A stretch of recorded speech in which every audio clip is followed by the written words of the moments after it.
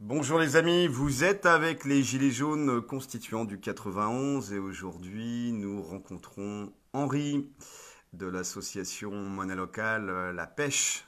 La pêche monnaie locale, hein. Voilà, donc Henri, on avait déjà fait des vidéos avec toi Voilà, dans un lieu un peu bruyant, c'était... avec des problèmes de son, donc c'est aussi une des raisons pour lesquelles on a décidé de refaire une vidéo dans des meilleures conditions. D'accord. Alors, juste pour revenir un peu sur la dernière fois, pour te présenter, tu es chirurgien. Oui, oui, oui. Donc c'est pas à ce titre que j'interviens, hein. Donc là, j'interviens surtout, on en reparlera si tu veux, mais j'interviens surtout en tant que membre de l'association de la pêche monnaie locale. Je fais partie du bureau et donc l'idée est de présenter notre monnaie locale et plus largement le principe un peu des monnaies locales, puisque on se rend compte que c'est encore assez mal connu, peu connu, voire méconnu par une bonne partie de la population. Est-ce que tu penses qu'on n'a pas encore pris la mesure de la puissance de cet outil C'est pour clair. casser en fait la domination structurelle hein, de l'argent, de l'oligarchie Ça, financière? ça c'est mon avis, oui, c'est mon avis personnel. Ce que je te propose, c'est que on peut parler déjà des monnaies locales en général, et puis on prendra l'exemple de la pêche pour voir un petit peu. Alors, on va essayer de Ouais, brancher un micro parce qu'apparemment, on n'a pas assez de son. Si mon collègue peut me donner l'oreillette, et puis on va essayer de porter la voix. On fait toujours ces lives, voilà, hein, avec nos avec les pieds, moyens du bord, hein. avec nos pieds. Puis, Donc, voilà, tu lui mets bien le micro, voilà, devant. par ici, ça va? C'est bon. Voilà, est-ce Euh, que vous entendez mieux le monsieur? Et c'est monsieur Henri. Voilà. Euh, et donc, ce qu'on peut faire, c'est que dans un premier temps, je reprends un peu ce qu'on avait dit la dernière fois, mais une présentation assez générale pour qu'on sache de quoi on parle. D'accord. Et puis après, je parlerai plus à titre individuel, pas forcément comme membre de l'association de la pêche, mais à titre personnel, ce que je pense du potentiel que peuvent avoir ces monnaies locales pour ce que tu as évoqué. Alors, on va commencer par le commencement, la base. Donc, je vous montre quelques, euh, quelques billets de la pêche, cette monnaie qui est donc la monnaie locale d'Île-de-France, qui existe depuis maintenant 2014. Donc, avec des billets d'une pêche, deux pêches, 5 pêches, 10 pêches, 20 pêches et le magnifique billet de 50 pêches. Voilà, donc Parlez plus fort, docteur, parce que apparemment il y en a qui ont des problèmes auditifs, donc ils ont mal branché le sonotone. Donc, je disais que vous avez la première chose qu'il faut savoir, c'est que il y a une parité entre la pêche et l'euro, donc les monnaies locales et l'euro. Une pêche égale 1 euro. Ça, c'est vraiment la première chose à savoir. La deuxième chose à savoir, c'est que ces monnaies locales complémentaires citoyennes, c'est leur nom, sont parfaitement légales et elles sont donc encadrées. Alors non, mais juste en aparté, Ouais. pourquoi vous l'avez appelé la pêche? Ben, en fait, ça vient à l'origine de la tradition de culture de pêche à Montreuil. Pêche de vigne. Et Voilà.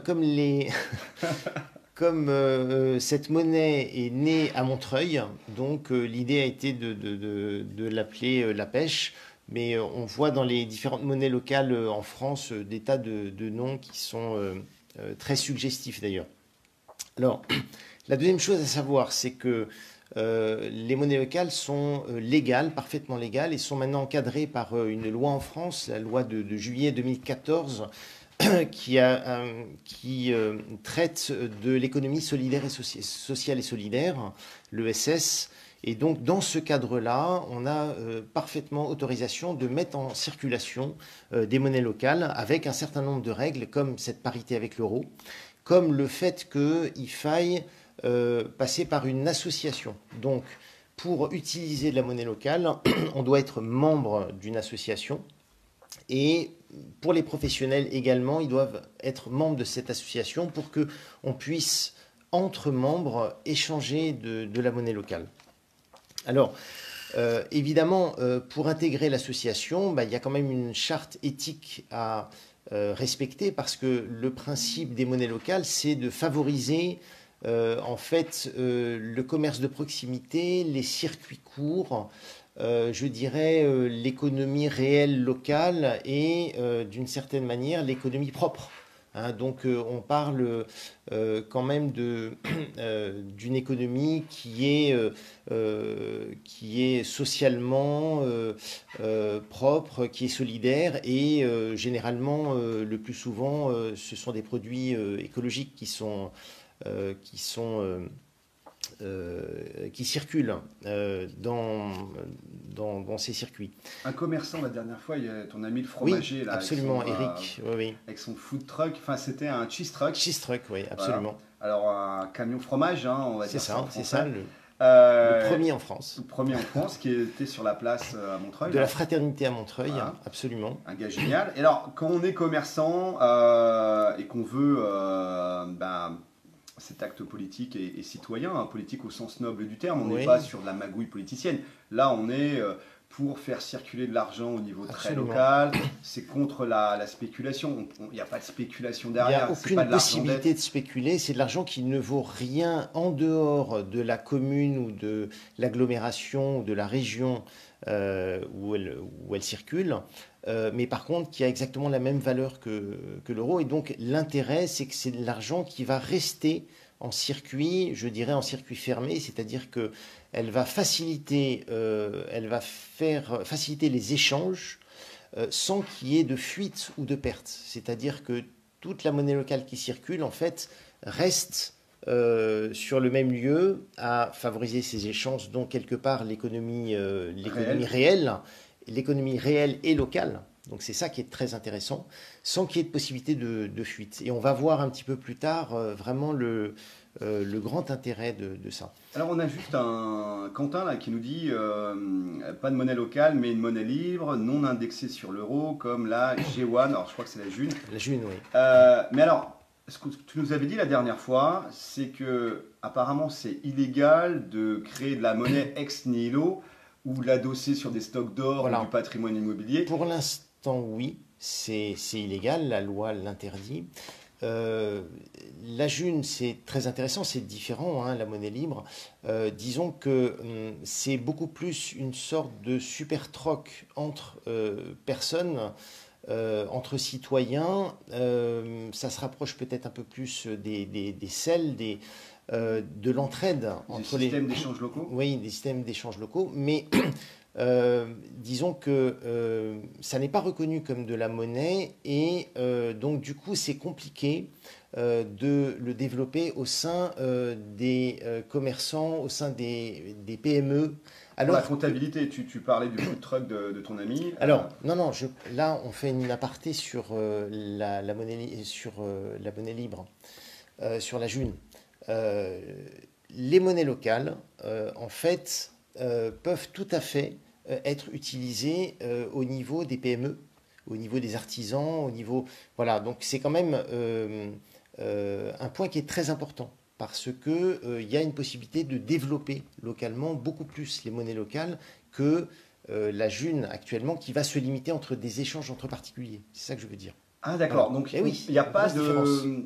Le point faible apparemment de la June, de cette monnaie libre, c'est que ce sont simplement des échanges entre particuliers. À mon sens, il n'y a pas la possibilité de développer au niveau des PME, alors que c'est absolument possible à partir du moment où les petites et moyennes entreprises respectent la charte éthique, hein, c'est-à-dire qu'en gros, on exclut les chaînes de type...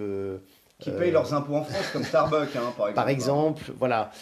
Surtout à ne pas boycotter, hein, ça c'est très important. Ne boycottez pas, le boycott est interdit en France. Voilà, donc surtout ne boycottez pas. L'intérêt de ces monnaies locales, c'est que elles permettent en fait de créer des circuits où l'argent va tourner en boucle. Donc, il y a évidemment le citoyen qui va acheter un bien ou un service. Il va donc payer en monnaie locale.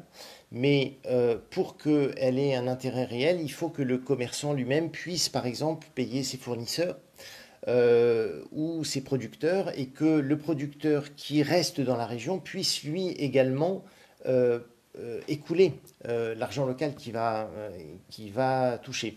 Et donc, à partir du moment où les circuits sont en place, c'est là que ça devient extrêmement intéressant parce que c'est de l'argent qui ne cesse de créer de la valeur, du bien ou des services, donc de la richesse finalement. C'est vraiment ce qu'on appelle l'économie réelle, ça. Et sans qu'il y ait de possibilité que cet argent parte, quitte la région, l'agglomération où cet argent circule. Donc c'est vraiment un point extrêmement fort et c'est ce qui justifie l'intérêt de payer plutôt en monnaie locale plutôt qu'en euros, son commerçant qui fait partie du circuit. Mais là, ça marche quand il y a un certain nombre de commerçants qui jouent le jeu. Absolument. Et donc, il faut reconnaître qu'aujourd'hui, les monnaies locales en France sont encore assez peu nombreuses et assez peu développées. Donc, c'est un obstacle.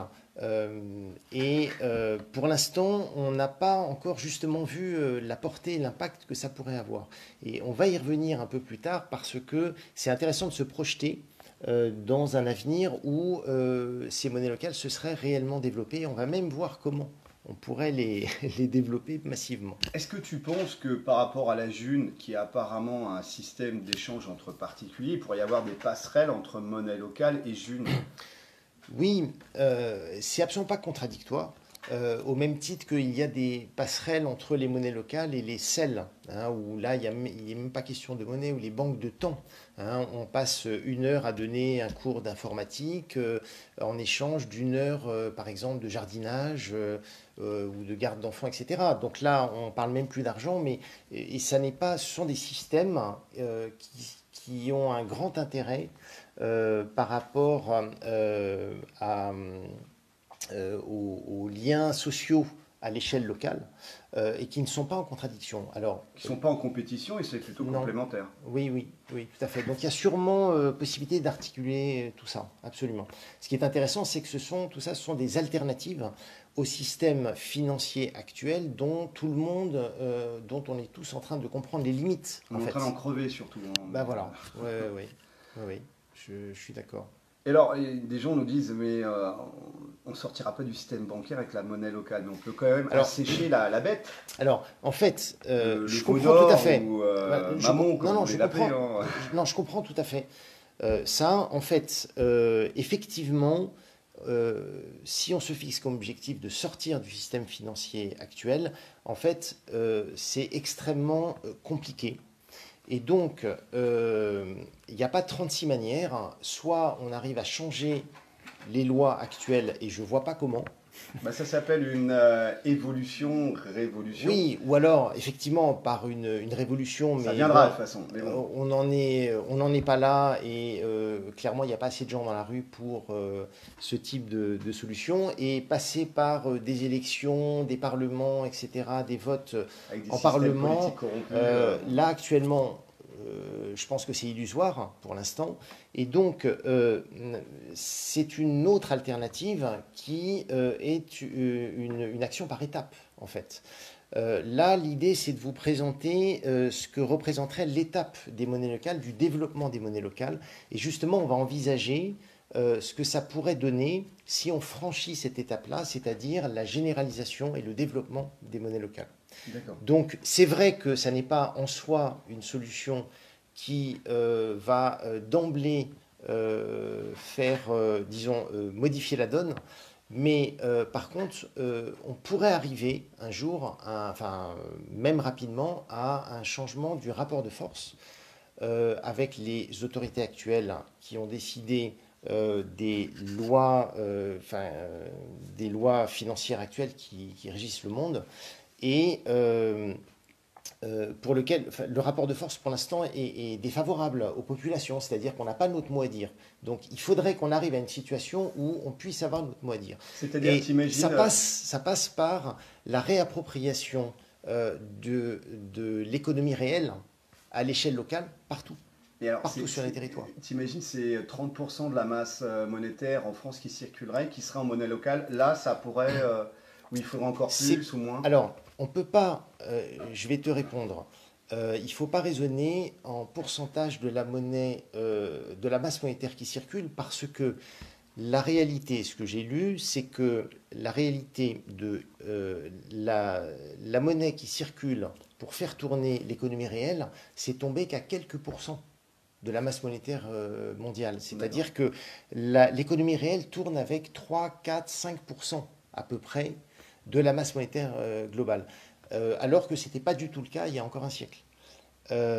Actuellement, plus de 95% de la masse monétaire circule hors économie réelle. Donc c'est Donc, entre banques, donc c'est c'est pour jouer sur les taux, les fluctuations de taux, sur le prix des matières premières, etc., etc.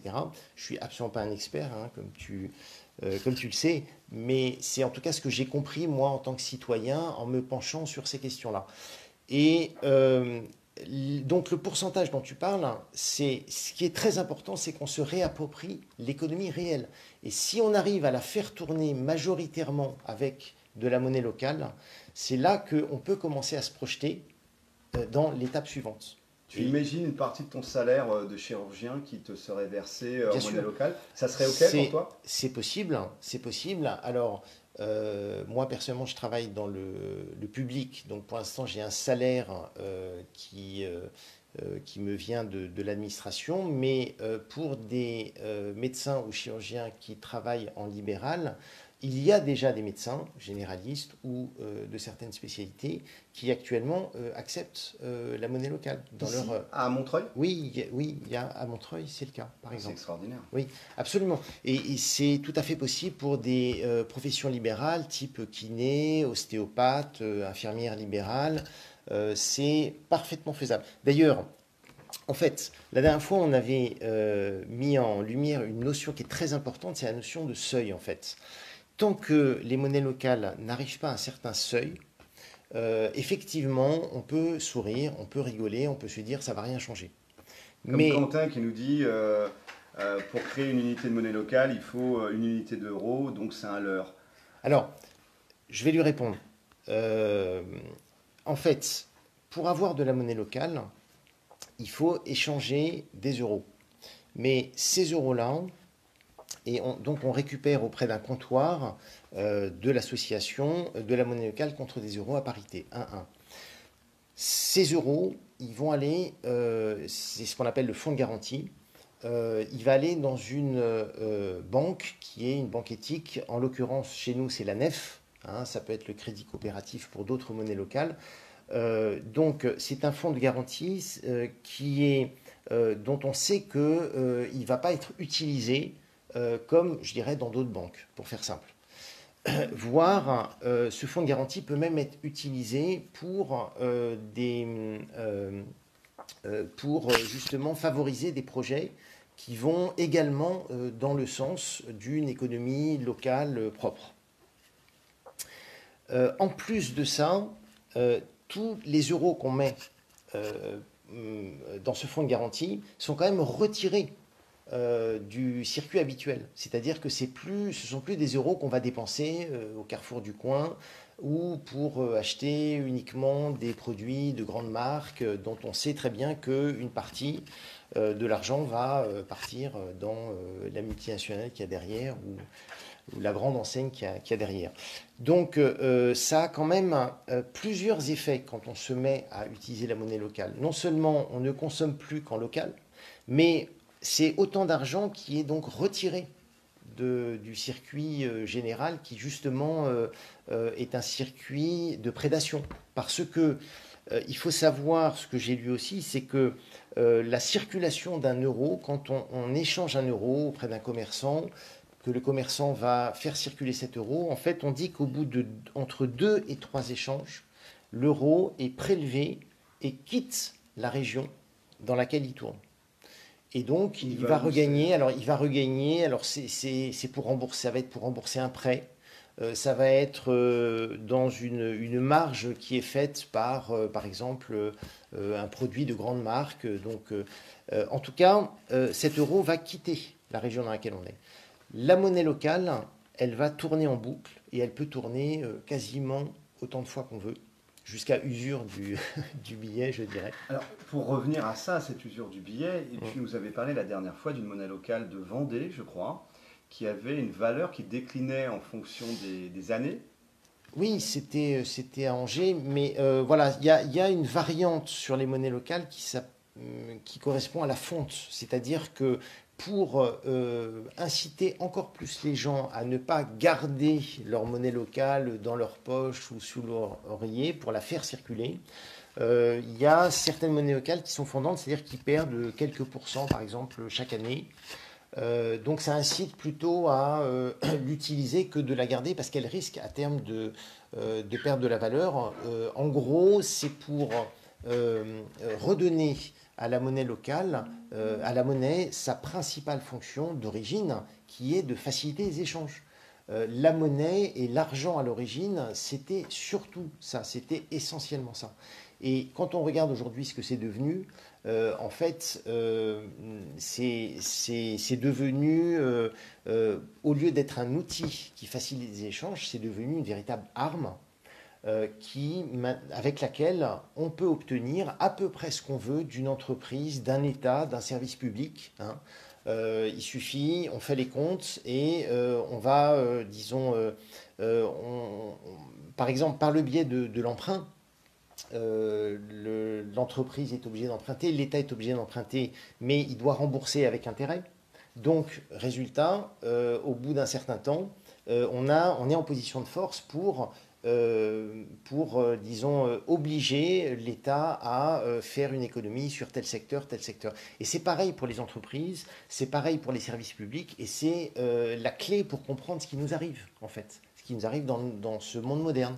C'est-à-dire que, là, on y reviendra tout à l'heure, mais euh, disons que, bon,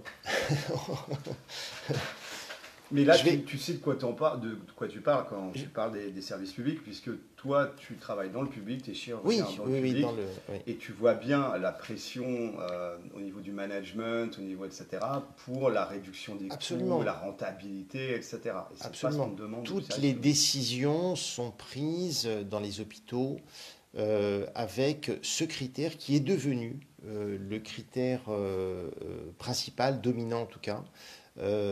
Donc le compte, le calcul d'une certaine forme de rentabilité, d'efficience, hein, c'est le terme qui est employé. Et effectivement, moi qui travaille depuis 25 ans dans les hôpitaux, j'ai pu voir tous les travers de ce type de management, l'arrivée déjà de cette façon de procéder. Alors après, bon, c'est un autre domaine, hein, les hôpitaux, c'est très compliqué. On fera un autre live si tu veux à ce Avec grand sujet. plaisir. Et je voudrais juste conclure sur les monnaies locales, déjà pour que les gens sachent bien de quoi on parle. Donc, je vous ai parlé de la légalité, la forme que ça prenait, le fait que ça passe légalement par le biais d'une association. Ce qu'il faut savoir, c'est qu'en France, on en est à peu près à 70 monnaies locales, donc dans 70 régions différentes, ce qui est déjà pas mal, hein, c'est très significatif, et qu'il y a au moins 70 projets Supplémentaire. supplémentaires qui sont en cours d'élaboration. Donc, c'est-à-dire que le maillage du territoire est en train de se faire. Plus la June, qui est un système d'échange entre particuliers. Voilà, voilà.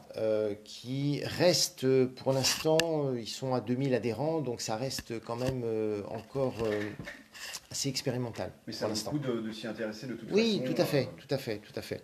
C'est pas contradictoire, ça peut être complémentaire, mais ça ne peut pas s'étendre autant que s'étendent actuellement les monnaies locales, puisque les monnaies locales peuvent absolument couvrir l'essentiel de l'économie locale réelle. C'est vraiment la clé.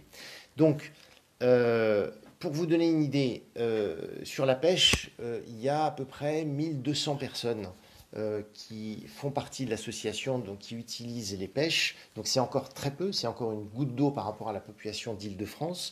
Mais c'est une monnaie qui est née à Montreuil, qui est en train de s'étendre autour de Montreuil dans tout l'est de la région parisienne et même depuis un an sur Paris. Avec une monnaie pour Paris, c'est Voilà, ça? puisque les deux associations, Une Monnaie pour Paris et la pêche monnaie locale, se sont entendues pour utiliser la pêche. hein. Ce qui fait que maintenant la pêche est utilisable dans Paris Intramuros également.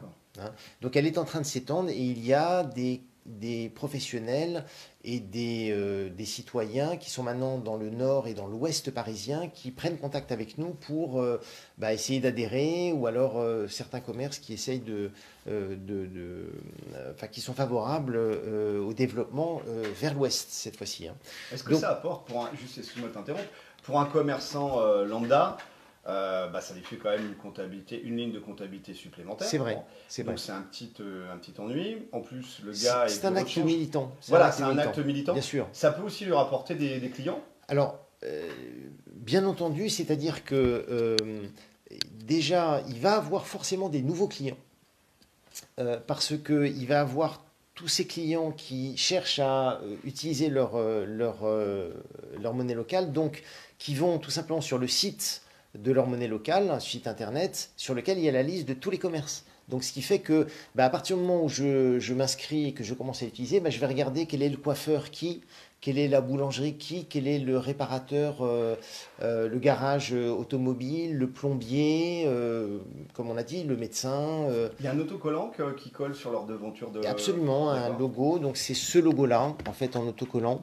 Hein, ça correspond, c'est le sigle de la pêche, celui-là. Donc on reconnaît le magasin. Il y a un opticien, par exemple, à Montreuil, qui accepte la pêche. Donc forcément, ces commerçants vont voir, ces professionnels vont voir des nouveaux clients arriver. Et en plus de ça, ils bénéficient d'une sorte de publicité qu'ils n'ont pas à financer, puisque finalement, leur nom, le nom de leur magasin circule un petit peu partout, de bouche à oreille, etc. Mais ça reste quand même un acte militant.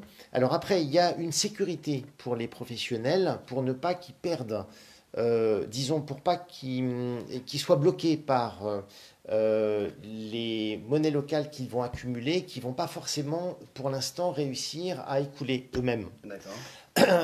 Ça, c'est la réalité d'aujourd'hui, tant que les circuits ne sont pas partout complets. Les circuits dont on a parlé entre le citoyen, le commerçant, le fournisseur, le producteur. En fait, pour l'instant, le professionnel a la possibilité, s'il n'arrive pas à écouler sa monnaie locale, de revenir à la nef et de rééchanger en euros. Alors évidemment, ça n'a pas grand intérêt pour faire circuler la monnaie locale, mais au moins il a cette sécurité et il est quand même pénalisé de 3%, c'est-à-dire qu'il va perdre 3%. Et ces 3% d'argent, s'il rend 1000 pêches, il va récupérer 97%. Ça, c'est un petit point négatif. Bien sûr. Mais cet argent étant redistribué dans des associations dans des associations qui sont liées à la pêche. D'accord. Donc c'est pas de l'argent qui revient à l'association elle-même, à la pêche monnaie locale. Ah oui, d'accord. Ce sont des dons. Ces 3%, ça va être des dons à des associations qui en ont un peu plus besoin. Ok, donc il y a un commerçant... Pour les lancer, pour les soutenir. Il a fait du bon business, il a 100 000 pêches. Oui. Et là, il n'arrive pas... L'idéal pour lui, c'est d'avoir justement des fournisseurs ou des producteurs qui acceptent là, également. Vu qu'on est dans le 93, le 93, c'est avant tout une économie... C'est plus compliqué dans les grandes villes. Oui. Restaurants, coiffeurs, etc., médecins, c'est des zones, il n'y a plus trop d'industrie. Et pour avoir des fournisseurs, c'est la ruralité où il y a les agriculteurs, etc. Tant que les agriculteurs ne jouent pas le jeu, les producteurs de poulets, les maraîchers, etc. D'où l'idée qu'on n'ait qu'une seule monnaie locale en Île-de-France pour arriver à toucher au moins la petite couronne et au moins le premier cercle de producteurs. Après, il y a beaucoup de PME aussi en Île-de-France. Donc, il y a moyen de construire ces circuits, mais c'est plus compliqué. Encore à Montreuil, des PME il y en a quand même. Prix des lofts. Il y en a quand même. Donc, en fait... c'est plus simple de développer une monnaie locale autour d'une ville de moyenne importance que dans une mégapole comme l'Île-de-France. Mais cela dit, il y a d'autres exemples dans le monde avec des grandes villes qui arrivent tout à fait à développer ces monnaies locales. Alors, l'idée, c'est que avec cette notion de seuil, si on arrive à développer suffisamment ces circuits, à partir de là, les professionnels, plus les circuits vont être au point, moins les professionnels vont avoir recours à ce change de monnaie locale en euros, et donc moins ils seront sujets à cette perte de 3%. Mais c'est vrai que ça reste un acte militant, tout à fait. Je te donne ça. C'est un petit Racine, cadeau. bien sûr, Alors, ça, magnifique. c'est notre monnaie locale, mais ça vient de l'Essonne. Voilà, C'est absolument la la racine. racine. Vous avez fait un magnifique reportage au Molière que j'ai Ouais. vu. Chez Thibaut, Oui, absolument. l'épicerie Voilà, voilà. l'épicerie locale. Une monnaie locale très jeune puisqu'elle est née l'année dernière, je crois en septembre, et qui est en train de rejoindre, en tout cas, qui se développe très bien et très rapidement. Est-ce qu'à terme, il y aura des liens entre la pêche et la racine? Alors, ce sont des discussions qui ont lieu au niveau du réseau des monnaies locales de France, avec bien sûr à terme une possibilité de parité entre les monnaies locales et d'échange entre monnaies locales. Bien sûr, le but c'est donc tant que ça va dans le sens de faciliter le développement de l'économie locale, le renforcement de l'économie locale, avec un certain nombre de critères éthiques, il y aura ce type de facilités qui pourront se mettre en place. Rien ne l'interdit en tout cas. Ça, c'est le point positif, c'est les Oui, critères éthiques, c'est-à-dire que bien sûr. l'association qui gère la pêche demande des critères éthiques Oui, bien sûr. aux industriels, j'allais dire aux TPE, aux petites entreprises qui Oui, jouent ça le peut jeu. aller jusqu'aux conditions de travail des employés, bien sûr, bien sûr. Côté polluant de ce qui est produit, l'association se réserve le droit de ne pas prendre une société, une PME qui ne joue pas le jeu, bien sûr. Et alors, c'est transparent, ça, ces contrôles, enfin, tous ces critères, c'est transparent. Si on va sur l'association, sur le site de l'association La Pêche, on a accès à tous les critères ou est-ce que c'est encore... comment Oui, ça bien se sûr, la passe? charte éthique est clairement accessible hein, sur le site, bien entendu. Après, pour l'instant, comme on n'arrive pas à des volumes très importants et que le nombre de commerces, par exemple, sur la pêche, on est à 120 commerces. D'accord. Bon, il est clair qu'on n'a aucun souci avec ces commerces-là. Mais à terme, s'il y a un développement important et qu'on parle de milliers de commerces, bon, il y aura sûrement quelques soucis avec certains et avec la possibilité qu'ils soient exclus du circuit. Ça sera assez naturel et c'est un contrôle qui est fait en interne par les adhérents eux-mêmes, en D'accord, fait. Hein. d'accord, par les adhérents Bien eux-mêmes. sûr, bien sûr, D'accord. bien sûr. En Et il toute y aura une transparence. décision, oui, il y aura une décision sûrement qui pourra être prise par le bureau, etc. Et les comptes rendus du bureau étant accessibles sur le site, tout ça est très transparent en fait. Hein. Peut-être même avec des petits lives Facebook. Par exemple. Petite idée. Par exemple. Donc moi, j'espère qu'on a pu faire le tour un petit peu de ce qu'est concrètement une monnaie locale pour qu'on puisse aborder un petit peu le potentiel que pourraient avoir ces monnaies locales. Alors là, on va parler politique fiction, c'est Ben, ça? oui, oui, oui. Alors, justement, je me suis dit que là, je sortirais un petit peu de mon rôle de représentant, d'un des représentants de la pêche et du bureau. Je vais parler plus à titre personnel. Alors, si, si ça ne te pose pas de problème, et je pense que ça ne te posera pas de problème, moi, je vais enfiler mon gilet jaune. Bah, t'as un gilet jaune, t'en as fait des manifs, hein, donc, Absolument, absolument.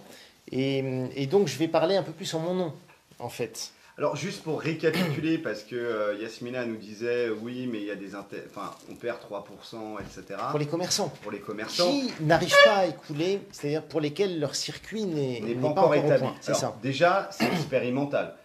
Déjà, c'est citoyen, c'est une opération, enfin, c'est une association qui est citoyenne. Oui.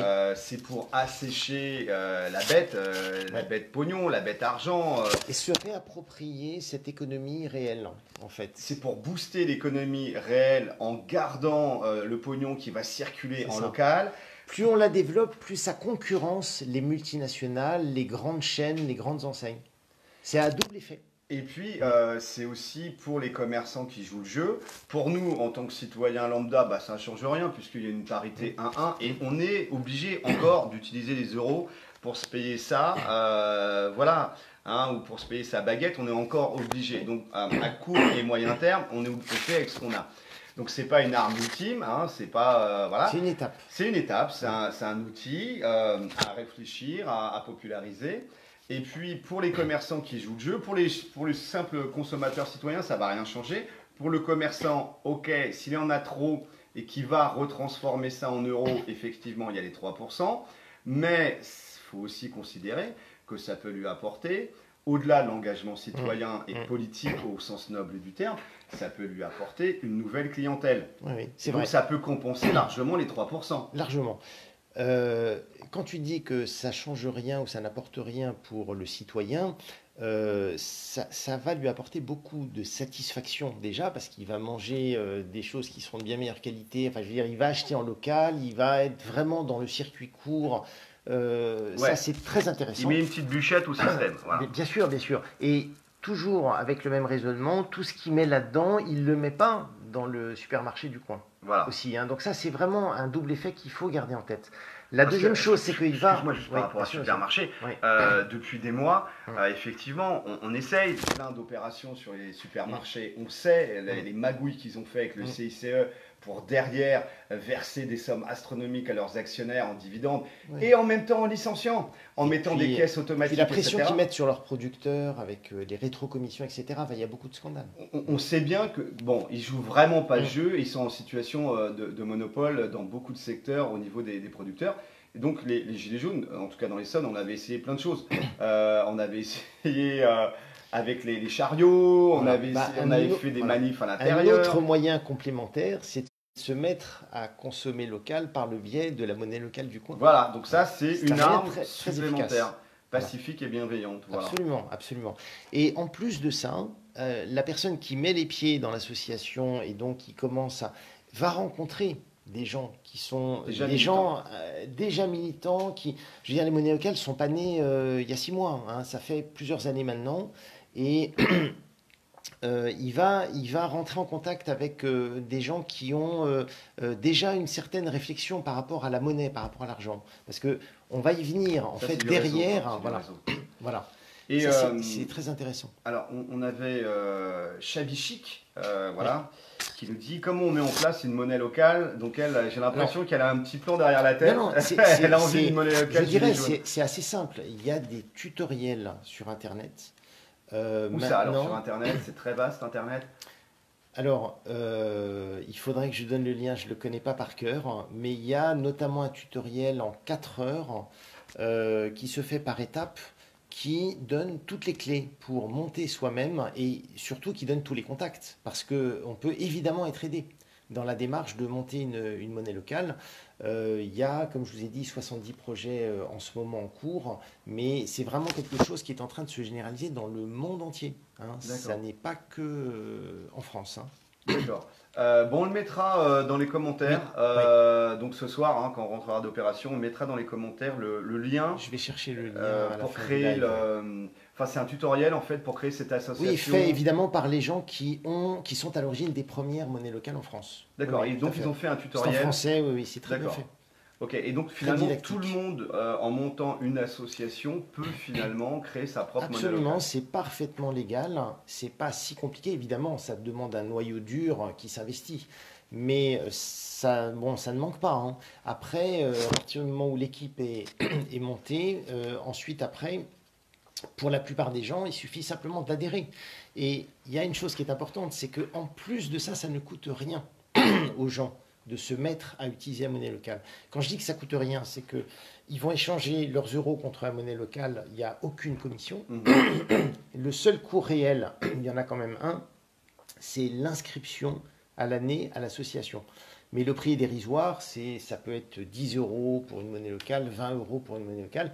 Chez nous, à Montreuil, il y a même une inscription dite solidaire à 1 euro symbolique pour quelqu'un qui a vraiment aucun moyen. D'accord. Donc, et ce budget-là, c'est-à-dire les 10 euros qu'on va donner chaque année, hein, 10 euros sur un an, c'est négligeable,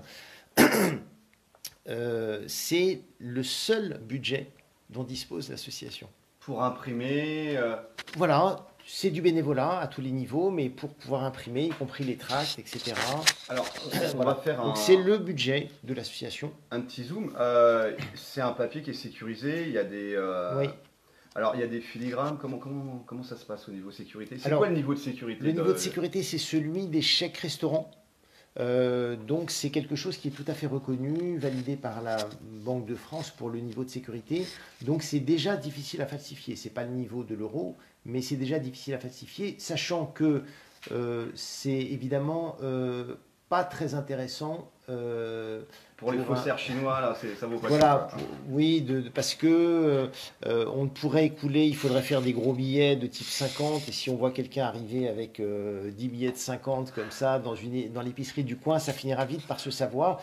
Bon, le fait est qu'à la dernière réunion du réseau des monnaies locales citoyennes en France, la question avait été posée, et en fait personne n'avait eu de faux billets en circulation. Donc c'est quand même une garantie, comme l'usage n'est que local, c'est quand même une sacrée garantie pour éviter ce type de... Contrairement justement à l'euro, au dollar, hein, qui sont plus sécurisés, mais où il y a de l'enjeu sur les fausses monnaies. Et alors, pour rebondir sur le côté associatif, autant on le voit aux élections, etc., plus personne ne croit à la politique politicienne. À part les idiots utiles, les trolls et puis les mecs qui sont à la gamelle, mais de moins en moins. On voit les taux de participation, puis on voit les codes de confiance. Il y a encore un petit peu les maires, surtout les maires des petites communes, où là il y a du lien, et puis les gens ont encore un attachement à leur maire. Ils restent rattachés à la réalité, au pays réel. Mais il faut savoir qu'il y a près de 40% des Français qui sont dans l'associatif. Donc autant le Français de base ne croit plus du tout à la politique politicienne, autant ils continuent à pouvoir travailler pour le bien collectif, parce que généralement les associations, c'est du sportif, c'est du loisir, etc. Mais c'est très ancré, effectivement, localement. Donc ça pourrait rentrer en résonance avec ces 40% de la population qui sont dans l'associatif. Ouais. Ce que je te propose, c'est que maintenant, pour passer un petit peu au potentiel, deux idées. C'est d'une part de faire une projection, de se projeter dans un avenir. Vous allez voir qu'il peut être à court terme, où toutes ces monnaies locales se seraient développées, multipliées par 10, on va dire.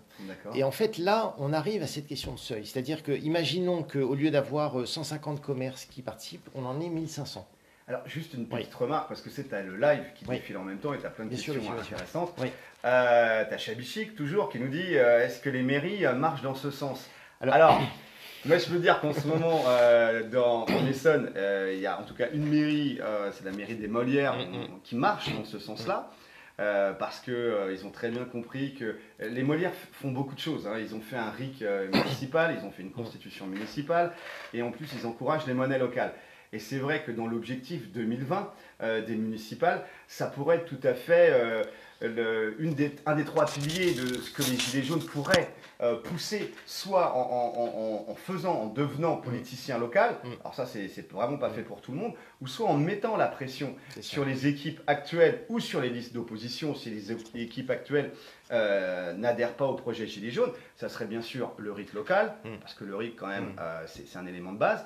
Alors, on sait très bien que le RIC national, tant que les médias de masse sont aux mains des oligarques, bon, ils vont nous tourner dans tous les sens. Et bon, on n'a pas trop d'illusions sur le RIC national. Tant qu'on n'a pas transformé les médias de masse en SCOP, c'est-à-dire en association de salariés associés, en fait. Voilà, en coopérative. Mais pour le local, en tout cas au niveau de l'Essonne, il y a trois voies. C'est à la fois le RIC local, municipal, la constitution municipale, et puis la monnaie locale, que la mairie appuie au niveau des commerçants, en faisant de la pub, en faisant éventuellement, pourquoi pas, des versements de certains de ses salaires, etc. C'est possible. Et il y a une carte à jouer. Alors là, on est dans le localisme. Moi je dirais, la réponse est oui, 1000 fois oui, à la question qu'il a posée. De Chabichik. Voilà. Je crois que c'est une dame. Pardon, à la question qu'elle a posée. Bien sûr, bien entendu, parce que c'est la bonne dimension, la municipalité, justement. Et donc, en fait, on va y revenir aussi sur ce point précis, parce que je pense que c'est un des messages à faire passer en prévision des municipales de 2020. Donc, je redirai un petit mot à la fin là-dessus. Donc Ce là, que on je est voulais sur la dire- politique fiction. Oui, mais On est dans on quelques va arriver mois. rapidement, voilà, on va arriver rapidement à cette échéance, hein, D'accord. qui est à court terme, parce que les municipales, c'est après-demain, hein. Alors, les hypothèses de ton travail, de cette politique fiction, c'est que les Gilets jaunes, on continue à s'organiser, on continue à monter en niveau, on ne reste pas à l'écume des choses, on va creuser dans les causes des causes de notre situation merdique actuelle. Et il y a 10 fois plus de personnes qui utilisent les monnaies locales. Voilà. On va voir comment on peut arriver à ça. Mais si on se projette avec, par exemple, 10 fois plus de commerçants, 10 fois plus d'adhérents, à partir de là, on va voir que les circuits se complètent. Il y a un effet de seuil Il y a un effet de seuil déclenché. qui fait que, à partir de là, on est sûr et certain sur la liste de 1000, 2000 commerces qui s'affichent, on est sûr et certain de trouver la personne dont on a besoin. Et pour les commerçants, ils ont de plus en plus de chances de trouver le fournisseur. D'accord. Et là, c'est consommé éthique. Là, c'est Et vraiment oui, consommé donc éthique. ça veut dire qu'on peut transformer la consommation locale et l'économie locale réelle, on peut la faire tourner majoritairement en monnaie locale. Majoritairement. Majoritairement. On pourrait, c'est une question de seuil. C'est-à-dire qu'à partir du moment où on a le choix pour dépenser ses euros plutôt dans une boulangerie qui accepte que dans une boulangerie qui prend que 2 euros pour dépenser sa monnaie locale.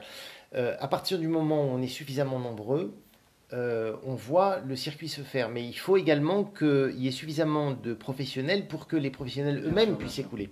Donc c'est une question de seuil. Plus le nombre va augmenter, plus les circuits vont être complets. Et à partir de là, on a l'effet efficace, réel des monnaies locales. Ce qui n'est pas encore le cas aujourd'hui. D'accord? Ça, c'est la première projection. La deuxième chose, c'est que ce qu'il faut savoir, c'est qu'il faut se projeter en temps de crise. Hein? Tout le monde annonce. Donc, on est en crise depuis 73 quand même là. Absolument. Et là, tu vois une plus grosse crise arriver? C'est pas moi qui le dis, je suis absolument pas spécialiste, mais on entend très clairement le spectre d'une crise qui sera bien pire que celle de 2008, qui va arriver un jour ou l'autre. Projetons-nous dans une crise, il y en a déjà eu, comme la crise de 29, etc. Même BFM en parle. Hein, Bien sûr, non, mais je veux dire, tout le monde entend.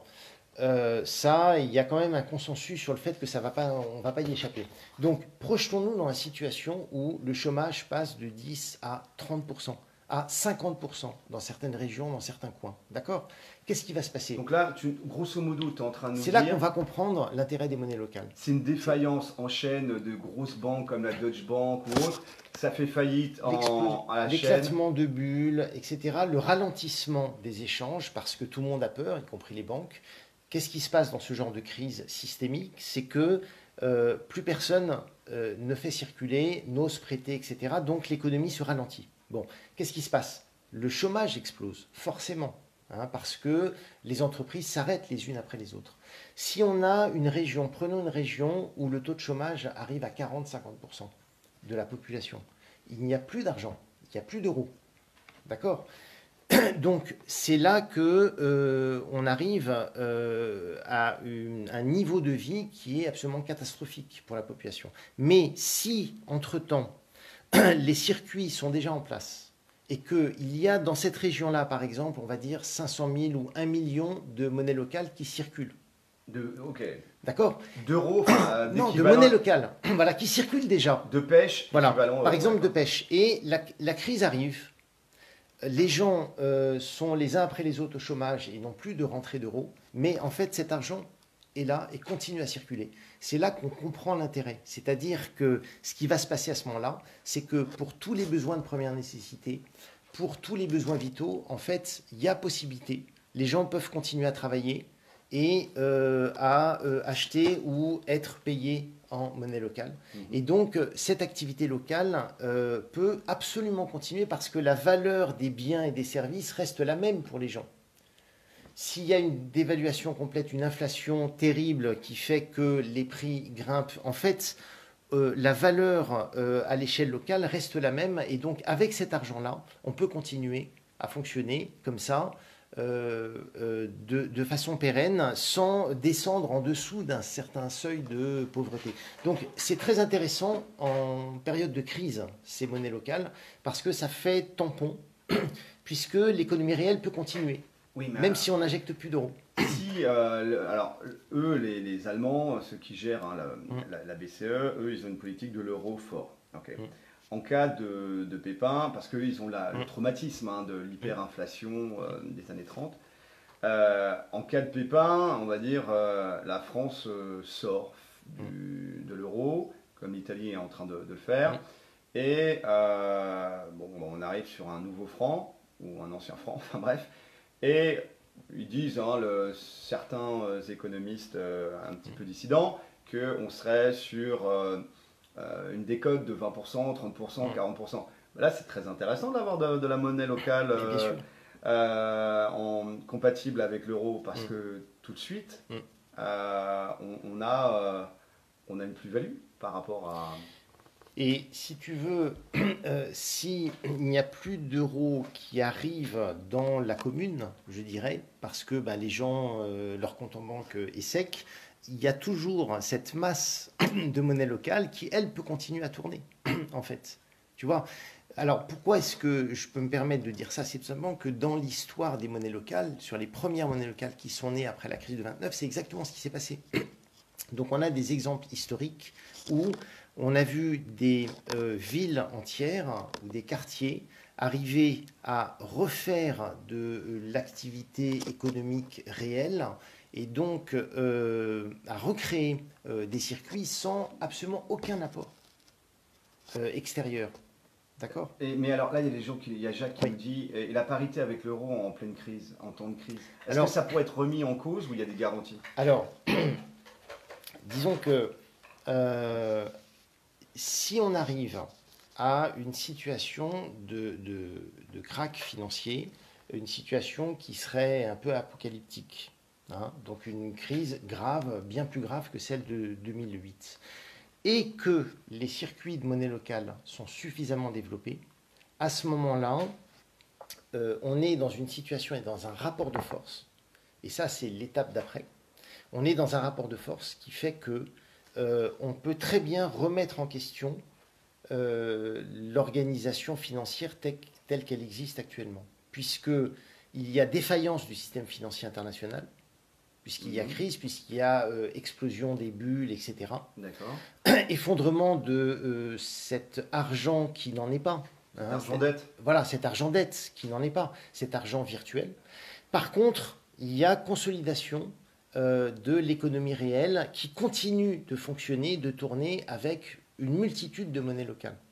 Bon, à partir de là, le rapport de force sera tel que on pourra revenir sur les questions de fond qui correspondent au vrai scandale financier actuel, c'est la question de la création monétaire.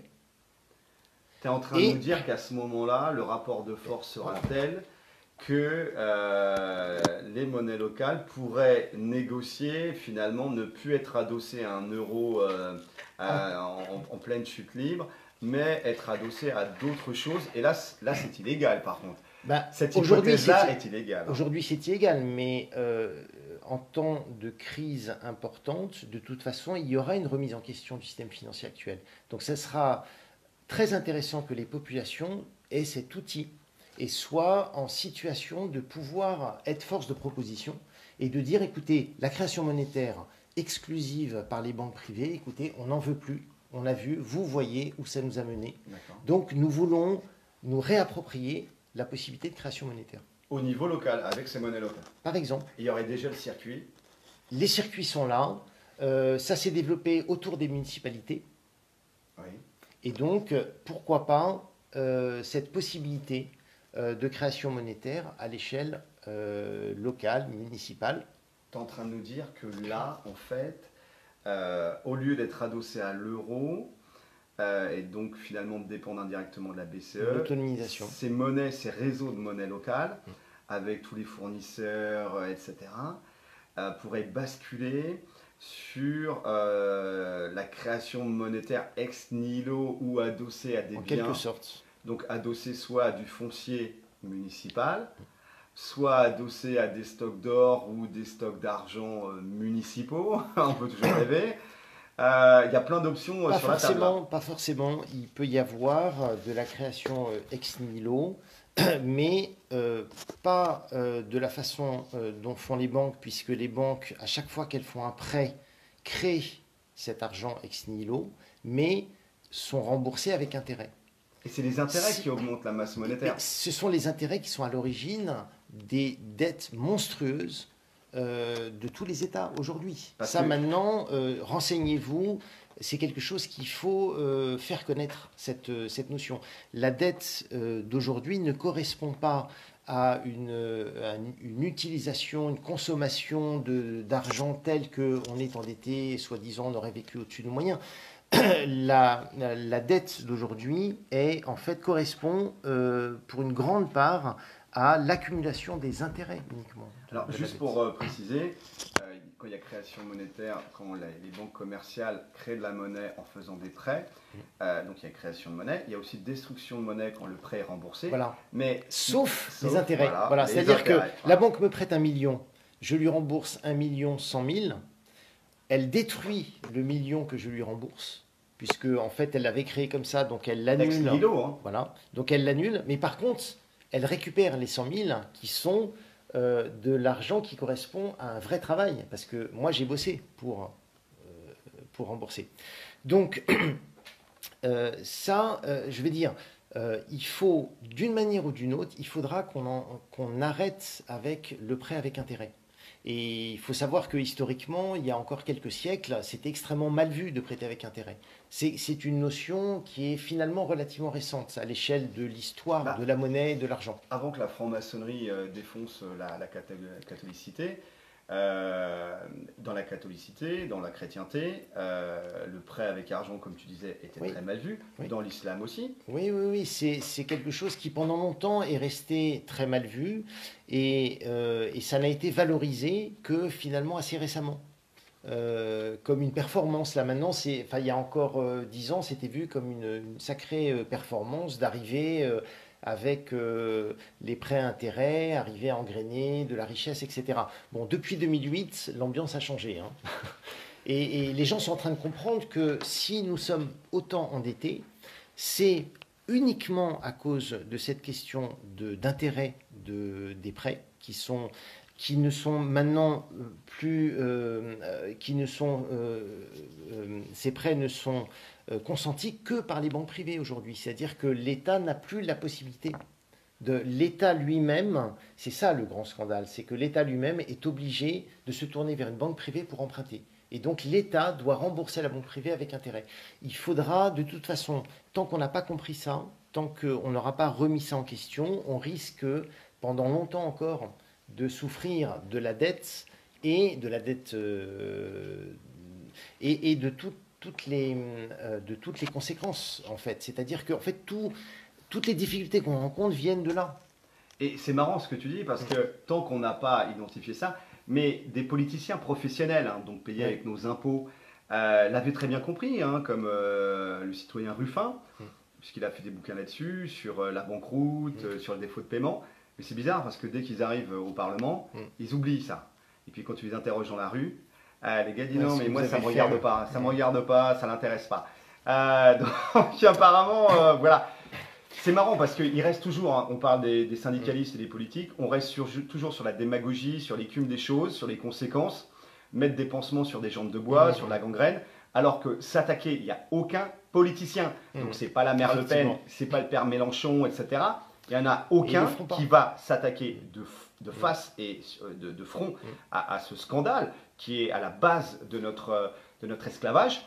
C'est le plus grand scandale qu'il y a peut-être à l'échelle de l'humanité. Hein. Je pense qu'on n'exagère pas en disant ça, je l'ai lu et je suis d'accord.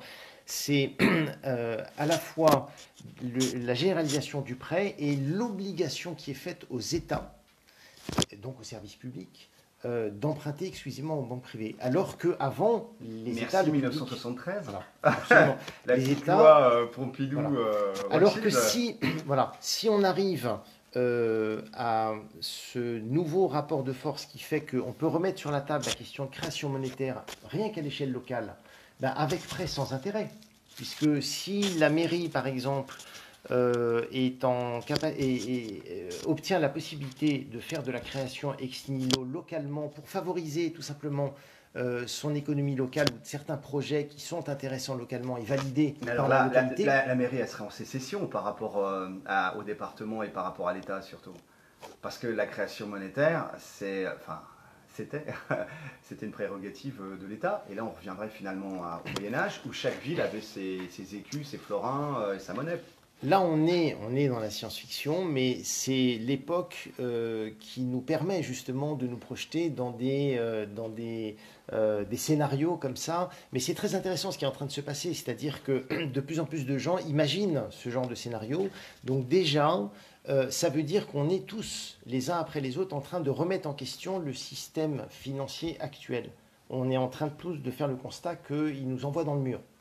Donc, les lois, même si aujourd'hui c'est la loi, je veux dire, les lois ne sont pas immuables, elles sont faites pour changer, pour évoluer avec l'histoire, avec l'évolution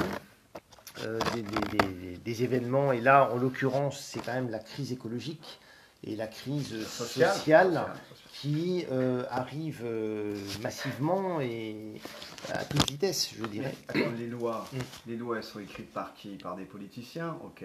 Mais les lois, à la base, normalement, c'est fait pour servir le peuple, les intérêts du peuple.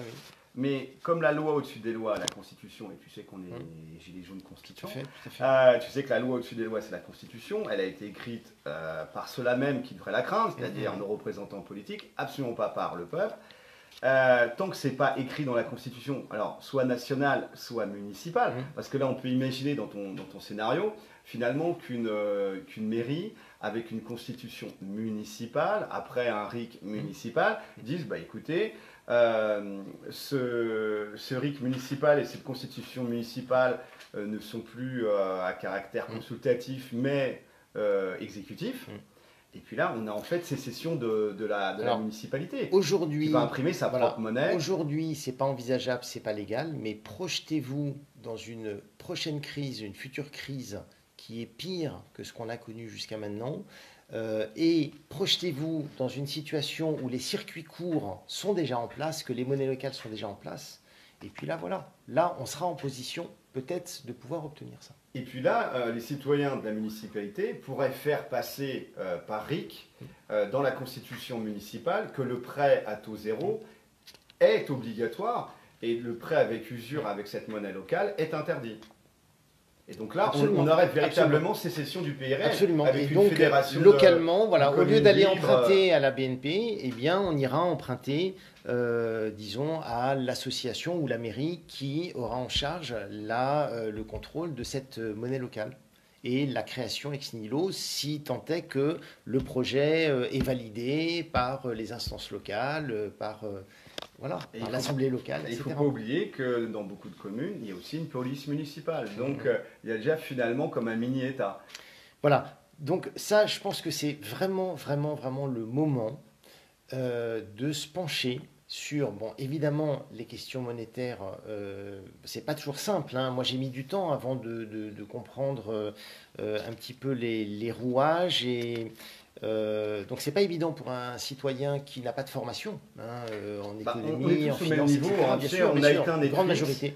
Et on a éteint Netflix et tous les soirs on bosse sur des vidéos là-dessus. Hein. Mais là on a une échéance qui sont les élections municipales et je dirais un premier message pour les Gilets jaunes, c'est que on a vraiment une occasion là de mettre sur la table des programmes électoraux la question de la monnaie locale. C'est-à-dire qu'il y a deux scénarios possibles. C'est soit le maire qui actuellement est en place, satisfait relativement, fait correctement son travail, c'est d'essayer de l'inciter, de lui expliquer qu'il aurait tout intérêt à soutenir le développement de sa monnaie locale, voire à soutenir un projet de création de monnaie locale pour avoir justement un maximum de voix pour se faire élire. Et puis je dirais, face à des maires qui seraient très réfractaires à cette idée, pourquoi pas dans certaines communes qui sont certaines communes pas trop grosses comme les grandes mégapoles, l'idée serait peut-être de monter des équipes, des listes qui, disons, défendraient l'idée, avec tous les projets qui peuvent remonter des Gilets jaunes, défendre l'idée de l'outil pour faciliter, comme outil facilitateur de tous les projets qu'on peut avoir, qui serait l'introduction d'une monnaie locale. Parce que c'est vraiment l'outil qui peut faciliter tout un tas de projets locaux qui améliorent la cohésion, le tissu social, l'économie réelle locale. Enfin, tout, voilà. Mais toi, tu n'y crois pas, les grandes métropoles qui basculent Pas dans un premier temps. Ben non, parce que elles sont verrouillées de toute façon par oui, les c'est ce qu'il y a de plus compliqué. professionnels, hein. C'est ce qu'il y a de plus compliqué. Il y a la problématique des banlieues, c'est beaucoup plus compliqué. Par contre, localement, c'est sûrement beaucoup plus accessible. Et il ne faut pas oublier que le mouvement des Gilets jaunes est clairement né des petites et moyennes localités hein, de la province. ruralité, C'est oui. de la ruralité, de cette France périphérique. C'est une réalité sociologique qui est très bien décrite dans le livre La France périphérique notamment.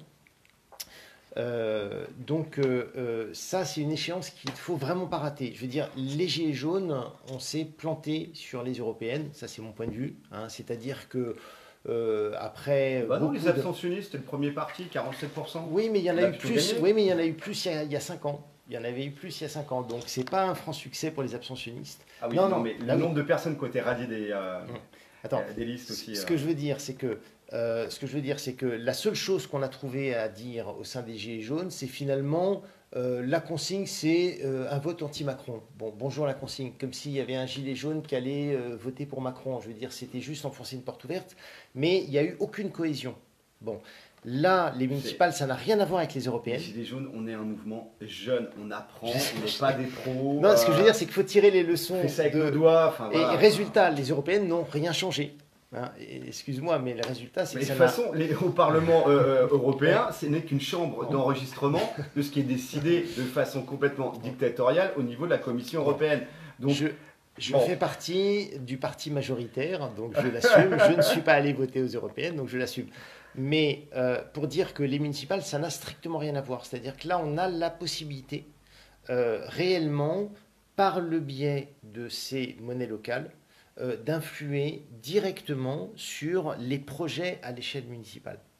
Donc, sans reprendre tout ce qu'on a pu dire, là, ça fait un moment qu'on a développé.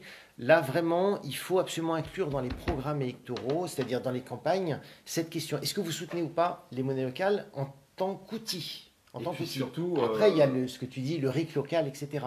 Mais on a besoin d'un outil, c'est-à-dire de ne plus être prisonnier de l'euro, des fluctuations, de la future crise qui va mettre en récession toute l'économie locale. Il faut qu'on puisse se réapproprier cette économie réelle, en fait. Hein. Et dis-moi, là, on a une échéance qui arrive, c'est Mont-Soleil-Mines. Oui. Il y avait Commercy, il y a eu l'AG à Saint-Nazaire. La troisième oui, Assemblée des Assemblées, oui. Ça serait bien que tu ailles porter toutes ces bonnes idées là-bas. Alors, en fait, c'est ce qu'on s'est dit au niveau du bureau de la pêche. On s'est dit que vraiment, c'était dommage avec ce mouvement des Gilets jaunes qui a maintenant plus de 6 mois, que la question monétaire soit si absente des débats entre Gilets jaunes. C'est-à-dire que, bon, ça commence à venir, mais pendant plusieurs mois, il y avait peut-être 1% des discussions, des échanges sur Internet, etc., qui évoquaient la question de l'argent. Et il y a plein d'autres sujets qui ont été abordés. Là, l'idée, c'est, enfin, ce qui serait bien pour les 6 mois qui viennent du mouvement des Gilets jaunes, c'est que la question de monétaire arrive vraiment sur la table et que ça représente au moins un quart, un tiers des discussions, parce que c'est le nœud du problème. Hein, c'est le moyen qui est utilisé pour asservir les États, les entreprises, pour les orienter dans la direction qu'on veut, en fait. Hein. Y compris, par exemple, dans l'industrie pharmaceutique.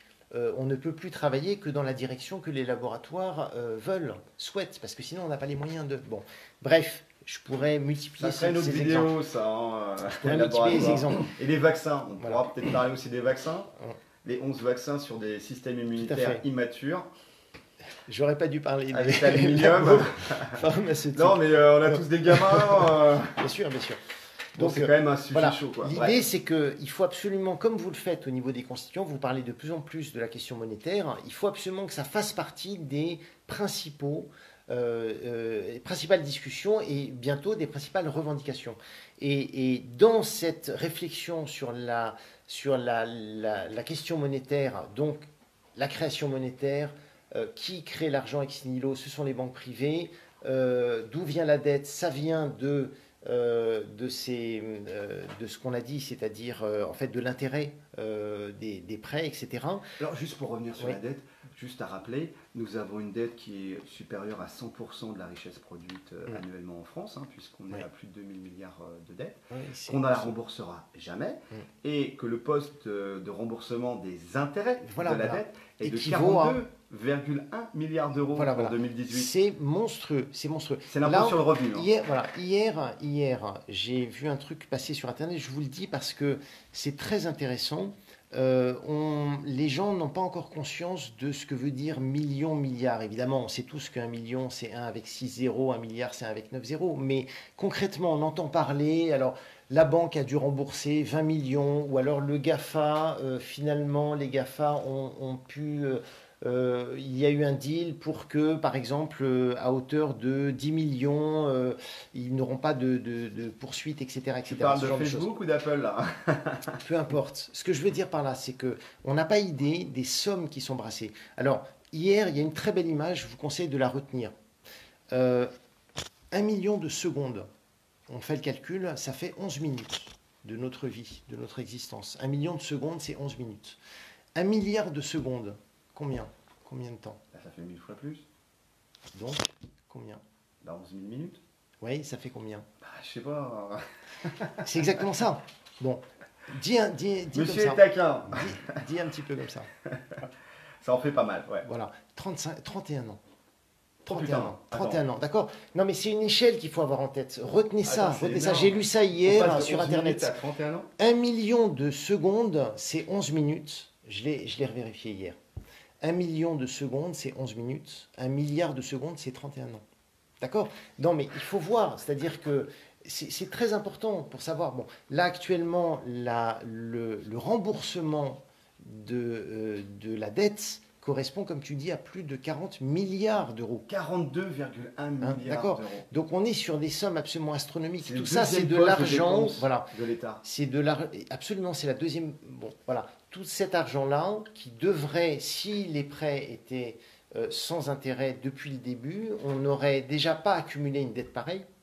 Et deuxièmement, on n'aurait pas à payer des sommes pareilles pour uniquement l'intérêt de la dette. Donc on est dans un système, c'est pour ça que je parlais du plus grand scandale de l'humanité. Il n'y a jamais eu ça à l'échelle de l'humanité. Ce qu'ils nous disent, c'est oui, mais les gars, vous avez vécu au-dessus de vos moyens. C'est voilà, tout Alors ça, c'est l'argument principal. C'est du blabla. Alors on sait très bien que ça, c'est les politiciens qui achètent leur clientèle voilà, juste avant les élections. L'argent n'est qu'un outil. Voilà, et là, ça s'est transformé en arme. C'est devenu une arme pour obliger, contraindre les entreprises, les institutions, les services publics. À l'origine, c'est un outil qui est créé par qui? Par l'homme. L'homme a créé cet outil pour faciliter ses échanges. Au service de qui? De la communauté, pour faciliter les échanges. Voilà. Et maintenant, on est dans une perversion complète. Voilà. On est sur une inversion en fait des valeurs. Oui. Parce qu'au lieu que ça soit un outil, on est au service d'un outil. Exactement. Dis-moi, c'est un petit peu satanique ça quand même. Non. Allez, on va pas parler du veau d'or, de Mammon, tout ça. Ça me parle pas. Non, mais pour tous ceux qui sont religieux, regardez les textes religieux et vous allez vous régaler parce qu'entre le veau d'or, les marchands du temple et Mammon et le... J'essaie de rester très non, mais terre à terre. On peut aussi prendre la religion comme sagesse ancestrale. Et si on voit que depuis je sais pas combien de milliers d'années, on a toujours critiqué, essayé de contrôler l'intérêt, oui, c'est peut-être pas pour rien les gars. Avec intérêt. Oui, donc sous prétexte de modernité, là ils nous plantent. Voilà. On se fait planter. Ce qui est important, l'urgence, c'est que tout le monde prenne conscience de ces quelques réalités. Et à partir de là, ça devient plus motivant, je dirais, pour tenter l'outil des monnaies locales. Parce que c'est une façon de se réapproprier, disons, l'économie réelle autour de soi, autour de chez soi, et entre personnes qui, quelque part, se connaissent, et le lien social, etc. Et puis après, on verra bien. Mais moi, mon point de vue, c'est qu'après, on va totalement changer le rapport de force, qui actuellement est totalement en défaveur des populations. puisqu'on n'a plus la possibilité d'intervenir sur aucune législation, aucune loi. T'es conspirationniste à ce niveau-là. On n'est pas loin de la Terre plate ou creuse ou en forme de beignet. Mais dis-moi, pour rebondir là-dessus, les GOPÉ, les grandes orientations, la politique économique, hein, ça et européenne, hein. Les GOPÉ, c'est consultable hein, sur Internet, les gars, ils se cachent même pas. 2022, suppression du cash. Qu'est-ce que ça va devenir, tes jolis billets là? Regarde, suppression du cash. Justement, il est urgent de les développer bien avant 2022 pour que le rapport de force soit tel qu'il soit plus en mesure d'interdire. Hein, je ne vois pas pourquoi est-ce qu'on devrait supprimer au moins à l'échelle locale. Après, il faut savoir que les monnaies locales commencent déjà à se développer également en numérique. Hein, c'est-à-dire que c'est très pratique pour les échanges simples à petit volume, mais si il commence à y avoir le commerçant qui paye son fournisseur et que ça commence à monter en dizaines de milliers d'euros de monnaie locale, à ce moment-là, il y a plusieurs monnaies locales qui ont commencé à faire des transactions en numérique, évidemment. Hein. D'accord? Donc ça, c'est pas contradictoire. Hein. Voilà. Mais c'est vrai que c'est très important pour le lien social et pour ces circuits courts de maintenir des billets. Donc il faudra absolument résister en 2022. Hein. On va juste se faire une petite pause. On va regarder le compteur de la dette française. D'accord. Oui. Hein, on en est où là? Et ben voilà, les amis. Il augmente toutes les secondes. Ça défile vite, hein. Voilà. Bon, retenez le chiffre. À la fin de l'interview, on va revenir là-dessus. Bon, voilà. Alors, il y avait quelqu'un qui nous disait, moi je suis toute seule dans mon département, il n'y a personne qui suit les gilets jaunes, etc. Ne déprime pas, parce que les gilets jaunes, c'est l'avant-garde évolutionnaire / révolutionnaire du peuple français. Donc à un moment, il en faut toujours de ceux qui mouillent le maillot, qui s'investissent, etc. Puis après, qu'on aura réussi, ça sera comme en 45, hein. Il y aura plein de gens qui vont dire « Ah, j'étais gilet jaune, j'étais avec vous ». Non, on fera le tri. Et ceux qui collaborent avec le régime de la dictature fiscale, effectivement, ils vont passer hein, sur les tribunaux populaires et révolutionnaires. Ça, ils n'échapperont pas à ça. Écoute, moi j'avais quelques messages à faire passer un petit peu pour synthétiser tout ça. L'idée, il y a plusieurs idées. La dernière fois, j'avais dit la bonne nouvelle par rapport à la situation actuelle, c'est que on s'est projeté dans un avenir où les monnaies locales se seraient développées de 10, 20 fois leur volume actuel d'activité, mais il y a un moyen très simple.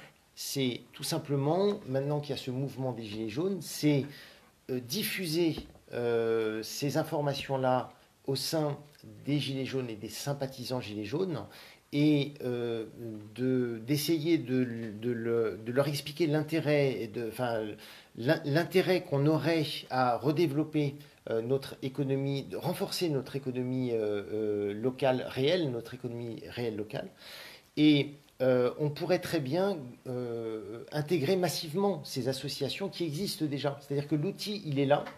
Et en fait, s'il y avait des adhésions massives, c'est une façon de se réapproprier les monnaies locales existantes, de finaliser les projets pour celles qui sont encore en projet, et puis de les démarrer un peu partout sur le territoire. Et en fait, si on arrive dans le courant de l'été 2019, donc là je parle concrètement... À la suite de Montceau-les-Mines. Hein. Et notamment via Montceau-les-Mines, mais pas seulement par les réseaux sociaux, par le rond-point 2.0, par les influenceurs actuels qui sont sympathisants Gilets jaunes. Si on arrive à convaincre les gens d'aller vers l'association de leur coin pour intégrer la monnaie locale et de démarrer, on peut très bien en 6 mois se retrouver avec des réseaux qui seraient beaucoup plus renforcés, beaucoup plus forts. Et donc, là-dessus, arrivent les municipales. Et donc, on est en situation de pouvoir aller voir le candidat maire, le candidat citoyen maire de tel, quelle que soit sa couleur politique, en disant, écoutez, il y a un point qui est essentiel, si vous voulez avoir nos voix, c'est de soutenir ce projet de monnaie locale. Et à partir, nous, on en fera bon usage. C'est-à-dire que nous, on va faire vivre le circuit, voilà, l'économie locale réelle et on va renforcer notre commune. Est-ce que vous êtes d'accord? Oui, non. Vous n'êtes pas d'accord, on ne vote pas pour vous. Vous êtes d'accord, on vous soutient. Et on sait où vous habitez. Non, ça c'était la Tu vois ce que je veux dire? Non, mais là, il y a vraiment une occasion. Il y a eu une grande vague. C'est une image que je voulais évoquer comme ça. Il y a eu une grande vague, gilets jaunes, novembre, décembre, janvier, février. Mais là, la vague, hein, comme une vague, elle s'est affaiblie. Non, on ne s'est pas affaibli. Non. On a fait du réseau. Je sais bien. Je te parle des manifestations. La vie. Ah oui, les manifestations. Je te parle des oui, manifestations de la partie la plus visible. D'accord. Mais de façon invisible, tu vois tout le réseau qui est en train de se tisser, c'est extraordinaire. Comme au niveau de l'océan, au niveau d'une plage, c'est-à-dire qu'il y a des tas de choses qui se passent en dessous. Hein. On sent des courants, etc. Mais ce que je veux dire, c'est que profitons de cet été où la vague s'est essoufflée. Pour justement préparer la suivante. La vague visible. Je peux dire que samedi, on était le 22, il y avait des anciens, il y avait des cheveux blancs. Hein. Moi, j'en ai vu porter 2 pneus, porter de la palette, etc. C'est la première fois qu'ils faisaient ça de leur vie, ils étaient ravis. Non, mais il y a toujours potentiellement une majorité de la population française qui soutient le mouvement. Je ne remets pas ça en question. Simplement, on voit bien que les gens ont du mal à être aussi actifs qu'il y a 4-5 mois. Je ne suis pas d'accord avec toi là-dessus. Je suis désolé. Je pense que c'est simplement, on cherche des nouvelles formes d'action. Voilà. Que les manifestations à se faire serrer, on est en train de voir que ce ne sont pas avec les manifestations qu'on va réussir. Voilà. Mais regarde au niveau un certain intérêt, mais des péages. Oui. Regarde l'impact que ça a eu sur Vinci, sur toutes les autres grosses boîtes. Et c'est pour ça qu'ils sont en train de mettre la pression, qui convoquent tout le monde à la gendarmerie, qui font des gardables, qui ont été chercher des gars comme Olive, etc. C'est parce que ça leur fait mal. Ça fait mal à l'oligarchie financière. Et donc là, on a une réorientation, voire un émiettement, un éclatement. Et il y a beaucoup de questionnements pour savoir maintenant on fait quoi. Maintenant qu'on est à peu près, qu'on est nombreux et qu'on est à peu près tous d'accord sur le diagnostic, sur ce qui ne va pas. Maintenant, comment on fait quoi? Et donc, c'est là que les questions monétaires ce qui serait bien, c'est qu'elles deviennent vraiment centrales dans vos discussions, dans nos discussions. On continue de monter le niveau, quoi. C'est ça.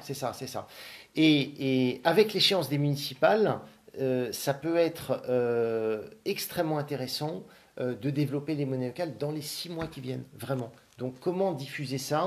Moi, je vais personnellement aller à l'Assemblée des Assemblées. On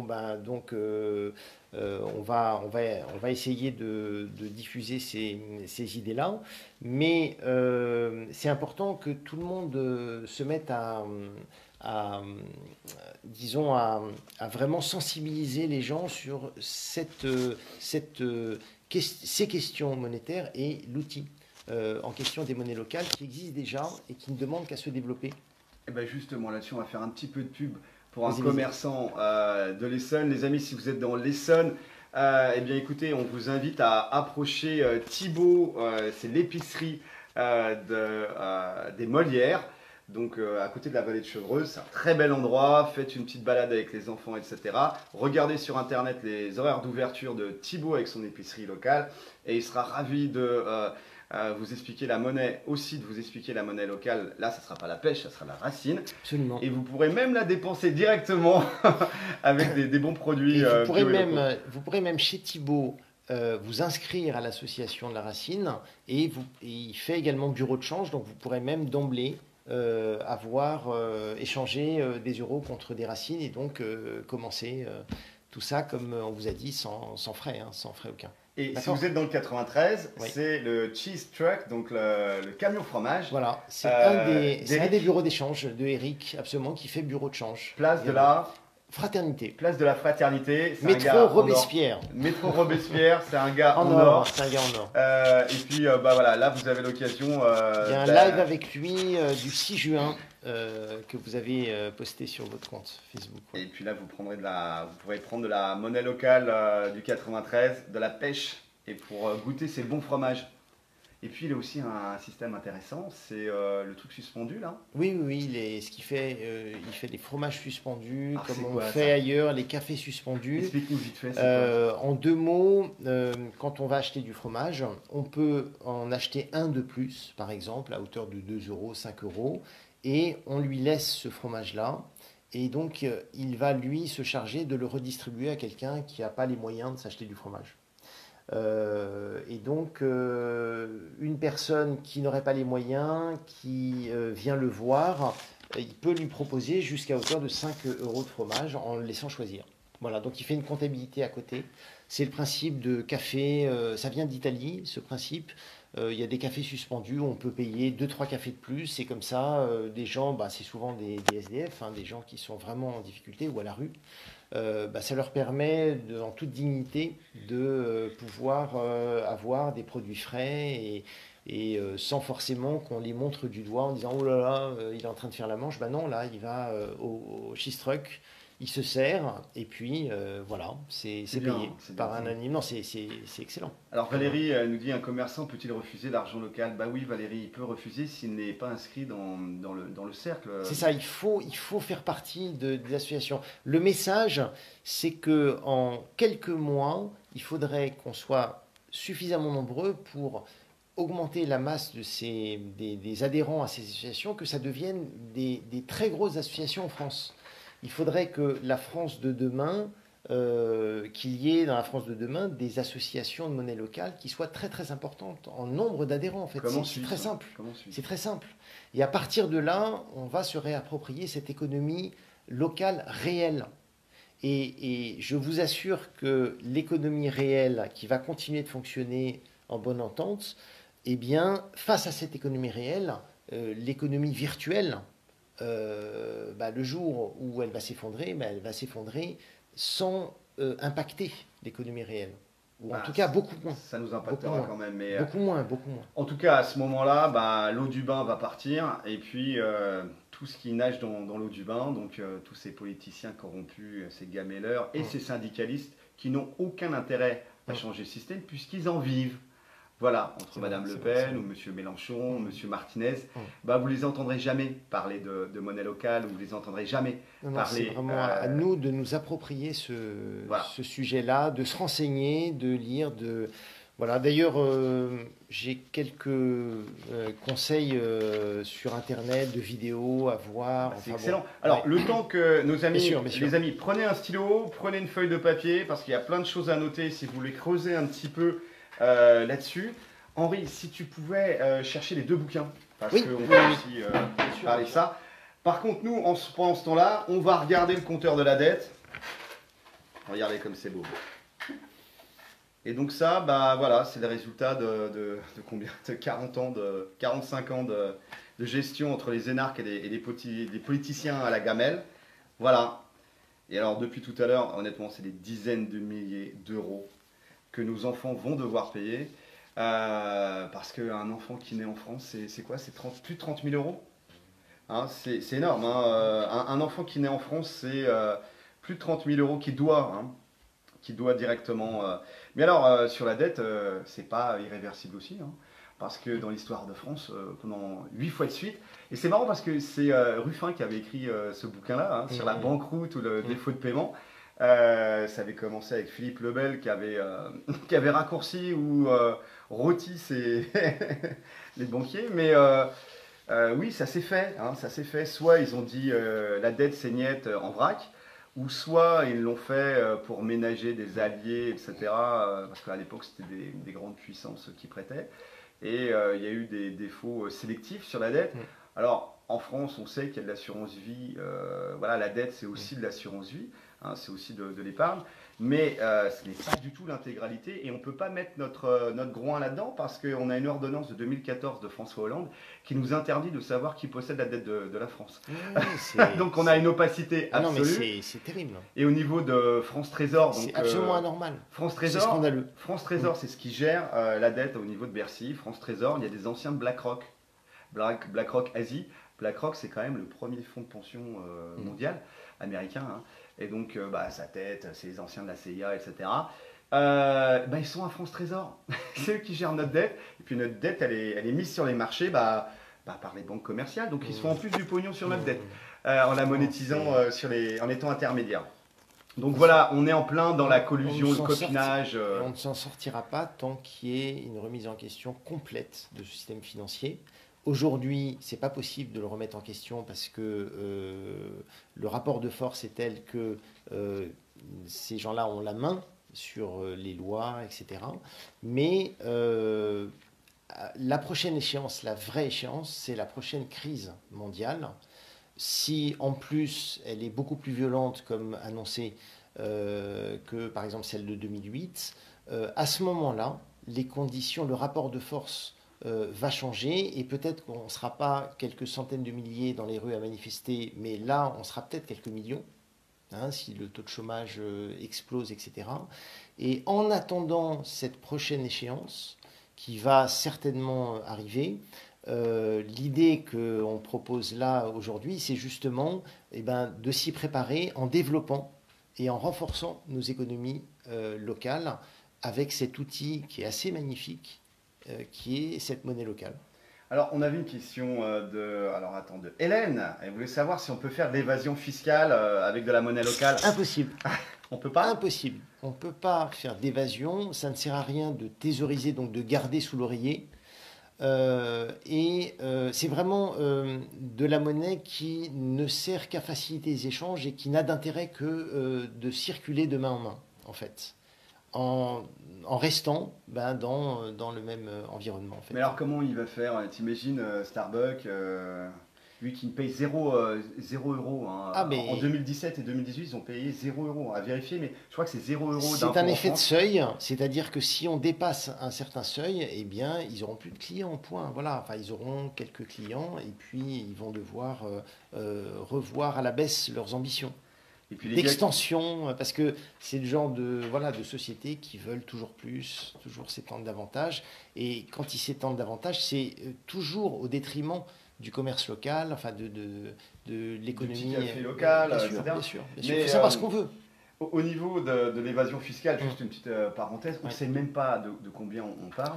On avait fait une interview... 60 milliards, 80 milliards... Le sénateur, comment c'est, Bocquet, c'est ça? Du Nord, communiste du Nord. Sous-estimé. Ouais. Nous avait dit, lui, il était en charge de ça. Hein, c'est à revoir, on avait fait une vidéo il y a assez longtemps là-dessus, un live avec lui dans la rue. On l'avait réussi à le choper à la sortie du Sénat. Il avait joué le jeu, il nous avait parlé.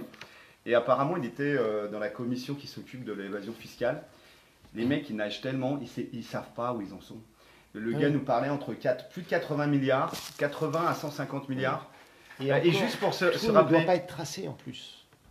Tout ne doit pas être tracé. Et juste pour se rappeler, 1 million de secondes, c'est 11 minutes. 1 milliard de secondes, c'est 31 ans. 31 ans. Voilà, vous voyez les gars. Non, c'est vraiment une image à garder en tête. Je l'ai découvert hier sur Internet, mais là vraiment, c'est très parlant. Une dernière chose, je vais refaire une allusion aux hôpitaux parce que j'ai lu quelque part que les dépenses qui étaient faites dans tous les hôpitaux de France pendant une année pour soigner le coût que ça représentait pour soigner les patients, donc on imagine le volume d'activité. Vous imaginez tous les hôpitaux de France pendant une année, d'accord? La totalité de cette somme correspond à l'évasion fiscale. D'accord? C'est à peu près l'équivalent de l'évasion fiscale, c'est-à-dire qu'on est de l'ordre de 60 milliards d'euros de dépenses. Donc ça veut dire que... Et on est là à se dire on n'a pas assez d'argent dans les hôpitaux. Et l'évasion fiscale pourrait être vraiment supérieure. Il y en a qui parlent de 150 milliards d'euros. Voilà. Donc ça, c'est pour vous donner un ordre d'idée. On est en plein délire. C'est-à-dire qu'on est là à serrer les vis dans les hôpitaux, à réduire les moyens, etc. parce qu'il n'y a plus d'argent dans les caisses, etc. Avec tout ce discours-là. Mais il y a une réelle arnaque, un réel scandale sur la nature de l'argent lui-même. Qui dit arnaque, dit arnaqueur. Qui dit arnaqueur, dit coupable. Comme c'est une arnaque, tu sais, normalement, on va en prison. Alors, toi, à titre perso, Kerguelen, Antarctique, tu leur promets quoi, ces arnaqueurs? Non, c'est pas mon cheval de bataille. C'est pas les tribunaux populaires et révolutionnaires. Non, enfin, je veux dire, d'autres s'en chargeront. Enfin, je veux dire, je vais pas me défiler, c'est pas ça, mais c'est que ce que je cherche, c'est pas enfin, la question de la vengeance, c'est pas ma. Non, mais Oui. le nombre de vies qu'ils ont détruites par ce système, Oui, le nombre de suicides, le nombre de personnes qui moi, ce sont que je cherche, acculées à la misère. c'est d'aider, enfin, de contribuer à stopper ce système. Voilà. En gros, ça, c'est ma démarche à titre personnel. Si tu veux, après, il y aura des gens Ça va se faire, t'inquiète Oui, pas, ça ça se va se faire. fera, ça se fera. J'ai pas de, enfin, je veux dire, j'ai pas de doute là-dessus. Mais bon, voilà, chacun. Ça viendra au moment voulu. Dis-moi, au niveau des bouquins, est-ce qu'on pourrait revenir sur 2 bouquins?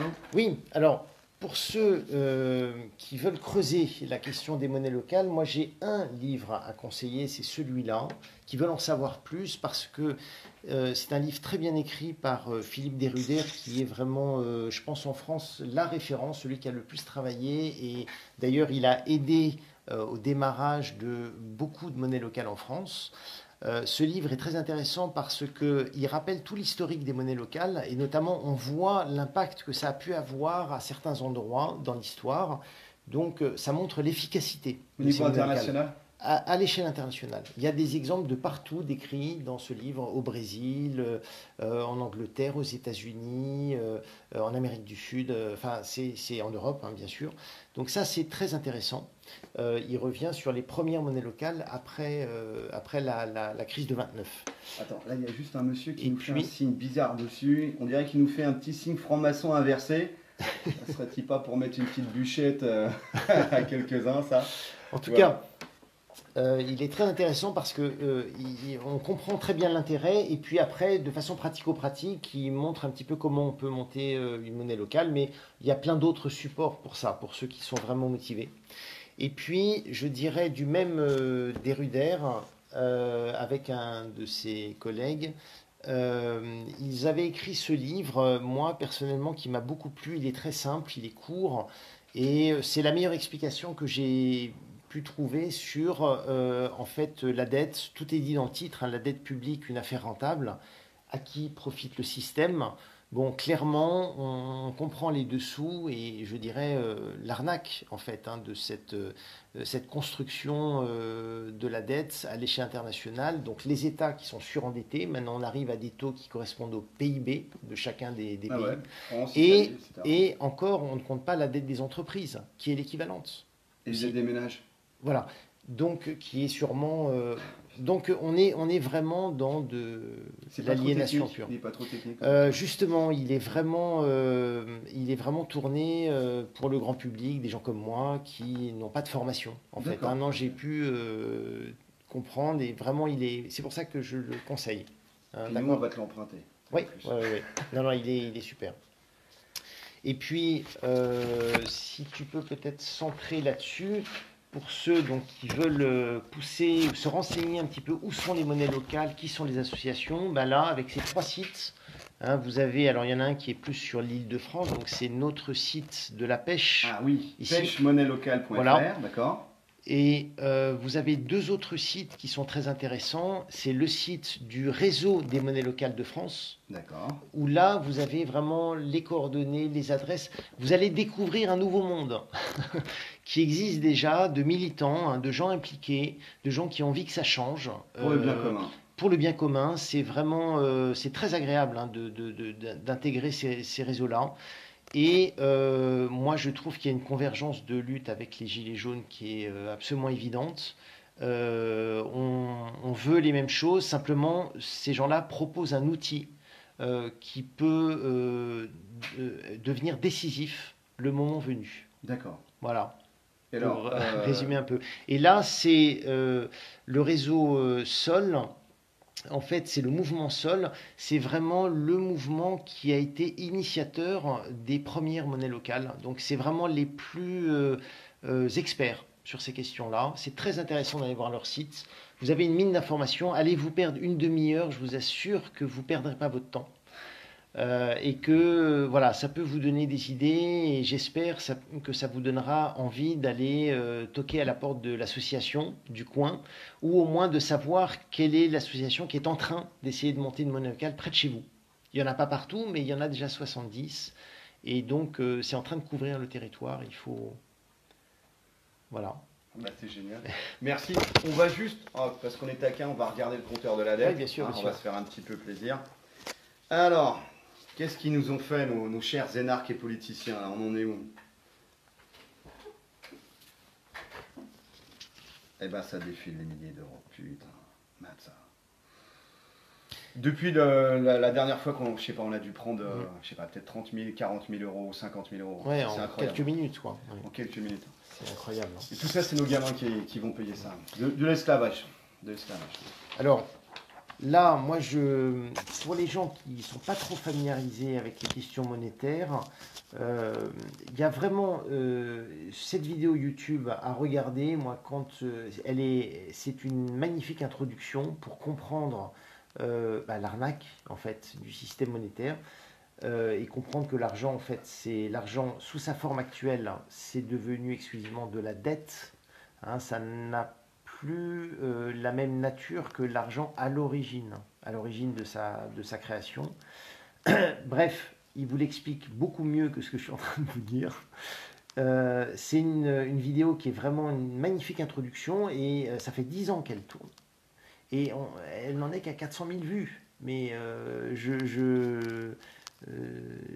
je me demande pourquoi on n'en est pas à 4 millions et voire 40 millions de vues, cette vidéo qui nous donne les clés. Et puis là, c'est un peu plus costaud, mais c'est très très bien fait et quand même accessible aux non-spécialistes, puisqu'il y a une série de vidéos qui ont tous le même nom sur différents aspects financiers.